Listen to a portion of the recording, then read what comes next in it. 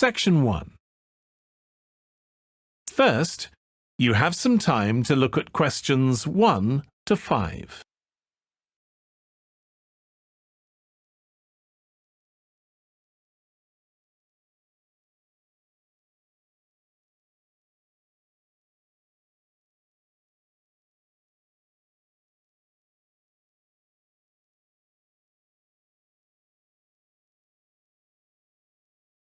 Now we shall begin. You should answer the questions as you listen because you will not hear the recording a second time. Listen carefully and answer questions 1 to 5. A very good afternoon to you all, ladies and gentlemen.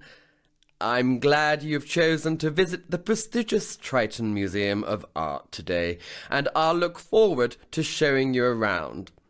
But first, I would just like you to refer to the maps of the museum that you picked up on your way in. Now, where you picked up your maps is just to the left, as you enter the building outside the museum store. By the way, the store is a great place to pick up some souvenirs before you leave.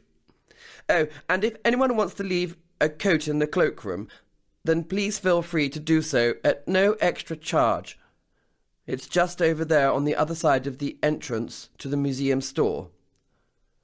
Okay, so this nice spacious area we're now standing in is the Rotunda.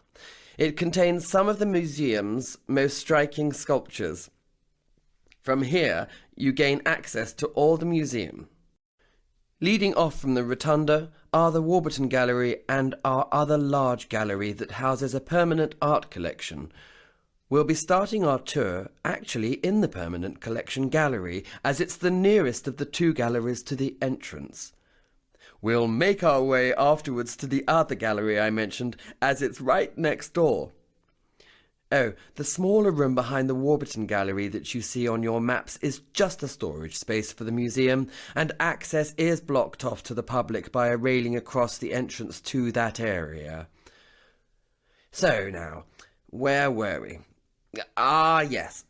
After we visited those galleries, which will take us a good hour as there are so many interesting exhibits to see, we'll make our way back across the Rotunda and visit the Cowl Room.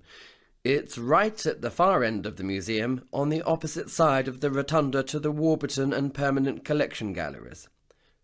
It's one of the museum highlights and contains some high-quality contemporary art exhibits. Oh, I'm so sorry. I forgot to point out the ladies' and gents' toilets earlier. They're just before you get to the Cowl Room and are adjacent to the museum store. Don't go into the room opposite the toilets. That's our staff room area and kitchen. Right, so that's all you need to know for the moment. Let's begin the tour.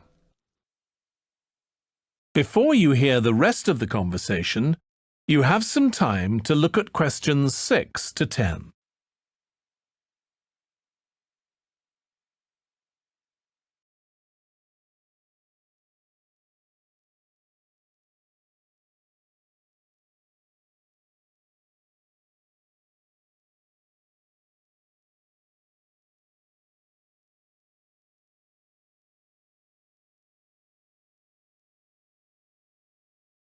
Now listen and answer questions 6 to 10.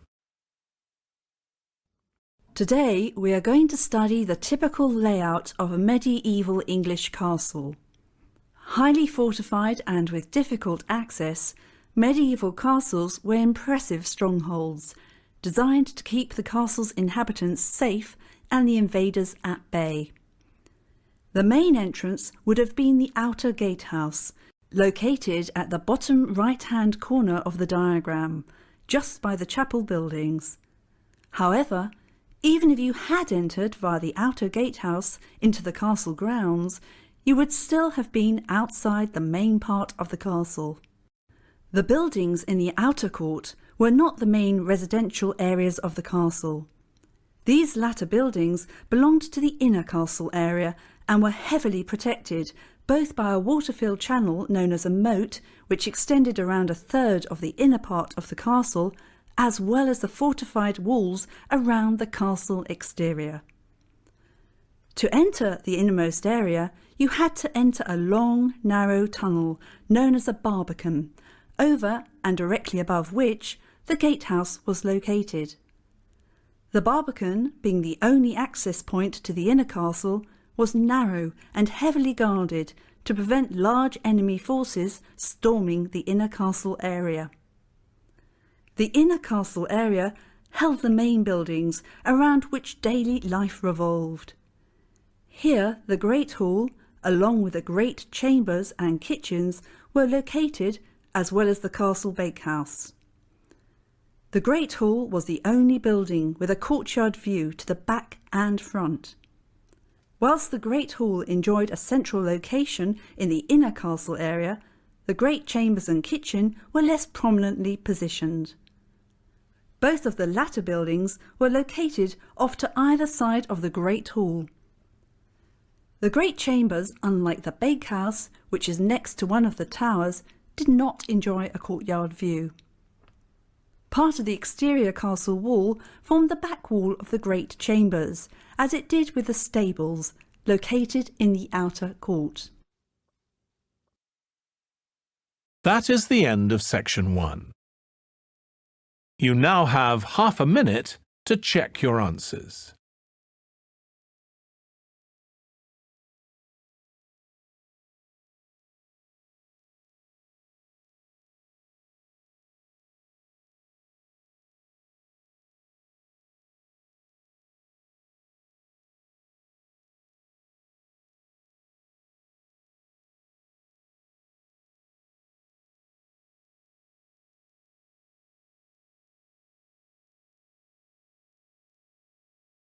Now turn to section 2.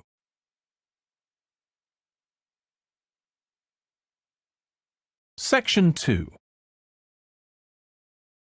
First, you have some time to look at questions 11 to 15.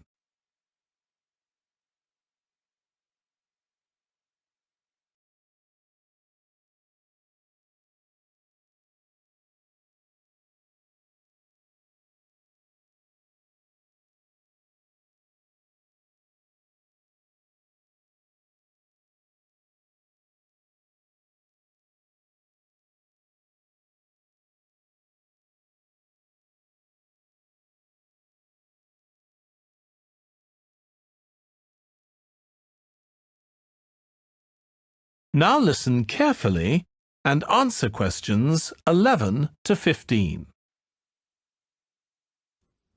OK, ladies and gentlemen, may I have your attention, please? So, here we are at King's Cross Station. We'll be leaving from here in just over an hour to catch a tube from the underground station, so you'll have a bit of time to look around. But first things first. Just so as you can get your bearings and find your way around this rather complex and confusing station, I will point out essential areas as well as points of interest. At the moment we are standing in King's Cross Square, facing two main exit doors, one off to our left and the other off to our right. The exits lead from the main platform area, which can be accessed by several entrances, one of which is located just a bit further away to your left, although it is obscured by a wall from where we're standing. Oh, by the way, that building standing on its own, the larger, not the smaller one, on your far left is the Great Northern Hotel. The taxi rank is sandwiched between it and the left luggage office.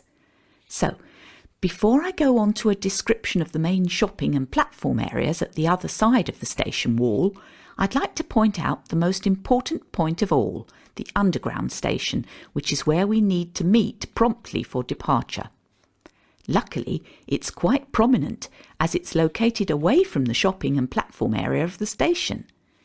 It's just over there on the corner, in between the entrance I mentioned earlier and the exit nearest to the hotel from where we're standing now. Now, for those of you who would like to grab a bite to eat or do a bit of shopping, you can enter the shopping area by that entrance door over there. It's by far the nearest entrance. You will find several clothes shops in this area, in addition to a fast food outlet. When you go in the entrance, if you go straight ahead rather than turning left into the other part of the shopping complex, you will find two buildings facing one another. Within these buildings are several shops and eating places. In the building immediately after the ticket barriers on your right, you will find that the first shop you come across is the fast food outlet, Burgerland. If you need to avail yourself of the toilet facilities, then carry straight on past Burgerland, and they're at the far end of the building. In between the toilets and the ticket office is the disabled meeting point. You will have to enter through this area in order to gain access to the toilets. If you would like to go up to the second floor, where there are one or two shops and a pizzeria, then as you enter the shopping area through the main entrance, instead of going straight ahead, you turn off to the left. The escalators are immediately on your left again. When you go up the escalators, you will see two buildings again on your left. Go past the first building, and the pizzeria is the first shop that you come to in the second building. Now, I would just like to ask, are there any Harry Potter fans with us today? Ah, good. Yes, I see several hands raised. Well, there's a treat in store for you if you go to the far end of the second building and take the escalator down again to the ground floor. As you reach the bottom of the escalator, turn right and carry on walking, keeping the ticket barrier on your left all the time. Don't turn off left, but carry on walking until you find yourself up against the station wall. This is the famous Platform 9 3/4, immortalised by J.K. Rowling in her Harry Potter books. You'll see half a trolley embedded in the wall to mark the spot. So, those are the main things to do and see. I hope you enjoy yourselves, but please meet me at the underground entrance promptly for departure. Don't be tempted to board the Hogwarts Express on Platform 9 3/4.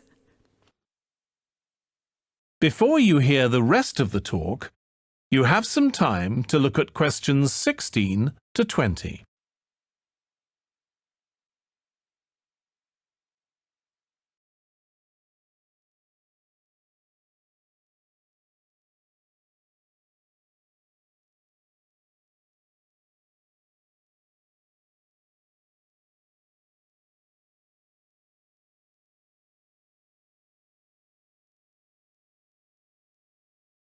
Now listen and answer questions 16 to 20.